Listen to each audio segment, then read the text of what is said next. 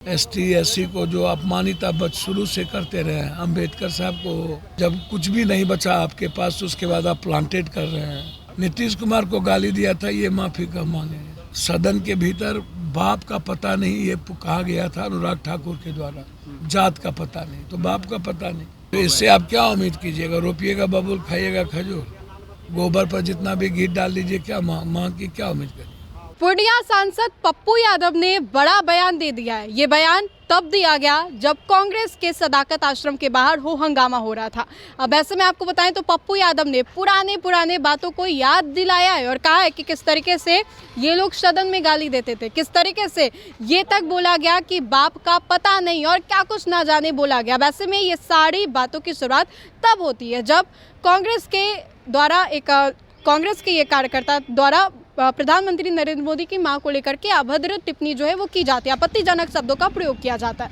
इसको लेकर के बवाल जो है वो काफ़ी ज़्यादा हुआ, हंगामा हुआ। अब इन सभी चीज़ों को लेकर के पूर्णिया के निर्दलीय सांसद पप्पू यादव का एक बयान जो है वो निकल करके सामने आया है। किस तरीके से पप्पू यादव गरज रहे। आज पप्पू यादव सदाकत आश्रम भी पहुंचे। सदाकत आश्रम पहुंचने के बाद उन्होंने उन लोगों से मुलाकात की जिनको कल चोटें आई हैं। तो सुनिए पप्पू यादव क्या कुछ कह रहे हैं। कार्यालय में भैया क्या उम्मीद करिएगा? रोपिएगा बबूल, खाइए गोबर पर, आप क्या सोचिएगा?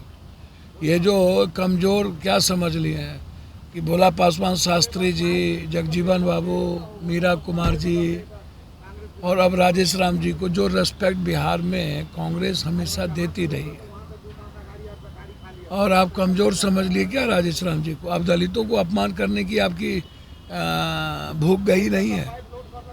एसटी एससी को जो अपमानित आप शुरू से करते रहे हैं, अम्बेडकर साहब को, पेरियार को, महात्मा फुले को, सावित्रीबाई फुले को, और आप अपमानित करना चाहते हैं।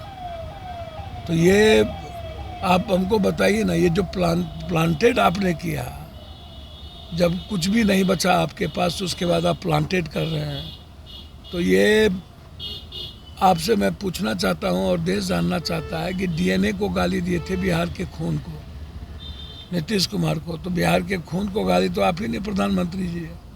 और वो राहुल गांधी जी का तो मंच था नहीं, आपने प्लांटेड कर करके इतनी बड़ी विवाद आपने कर दिया। प्लांट किया गया ये भाई गजब, तो दुनिया को पता है प्लांट किया गया। आज बीजेपी फिर मौन धरना कर रही है, राहुल गांधी और तेजस्वी यादव को माफी मांगने के लिए कहा है। भैया पहले तो बीजेपी से पूछिए ना कि बिहार की माँ को जो गाली दिया था ये माफी कब मांगेंगे? नीतीश कुमार को गाली दिया था ये माफी कब मांगेंगे? और दूसरी बात उनसे ये पूछिए बीजेपी से कि सदन के भीतर बाप का पता नहीं, ये कहा गया था अनुराग ठाकुर के द्वारा, जात का पता नहीं तो बाप का पता नहीं। ये बात राहुल जी के बारे में। और कितना सोनिया जी को आज तक अपमानित किया गया, कितना गाली गलौज किया गया, ये आप हमको बता दीजिए। आज तक जो सोनिया जी को इतना अपमानित किया गया, ये क्यों, ये क्या है? आप हमें बताइए ना।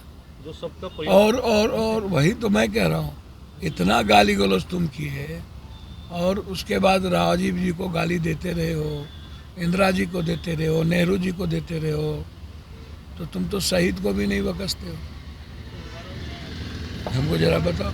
अच्छा पप्पू जी, कल जिस तरह से प्रदेश कार्यालय के बाहर जिस तरह से हंगामा तो इससे आप क्या उम्मीद कीजिएगा? रोपिएगा बबूल, खाइएगा खजूर, गोबर पर जितना भी घी डाल लीजिए, क्या माँ की क्या उम्मीद करिए?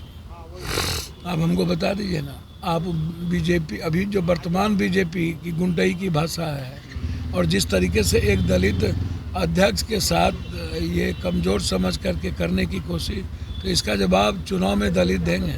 और राजेश राम ऐसे गुंडों का जवाब देना जानते हैं, वो जवाब भी देंगे। इसका प्रभाव पड़ेगा चुनाव में? भैया आप गाली गलौज मारपीट करोगे, सभी जगह मारपीट कर रहे हो, तो हमारे नेता तो गांधी के रास्ते चलते हैं, हमारे नेता तो अम्बेडकरवादी न्याय व्यवस्था को लेके चलते हैं। आपने सुना बखूबी कि पप्पू यादव ने क्या कुछ कहा। वैसे में पप्पू यादव ने बातें बताई हैं कि किस तरीके से मुख्यमंत्री नीतीश कुमार को लेकर के भी एक समय में जो बयान है वो दिया गया था, किस तरीके से सदन के अंदर ये तक कहा गया था कि बाप का पता नहीं और ना जाने कितनी सारी बातों का जो जिक्र है वो किया गया। अब इन सभी चीज़ों को लेकर के पूर्णिया सांसद पप्पू यादव का जो गुस्सा है वो बाहर आते और पप्पू यादव भड़क जाते, गुस्से से लाल हो जाते और लाल होने के बाद क्या कुछ कह रहे थे ये हमने आपको सुनवाया। तो फिलहाल के लिए इस खबर में इतना ही। सहयोगी मंटू के साथ मैं राजनंदिनी, देशवाणी न्यूज़ पटना।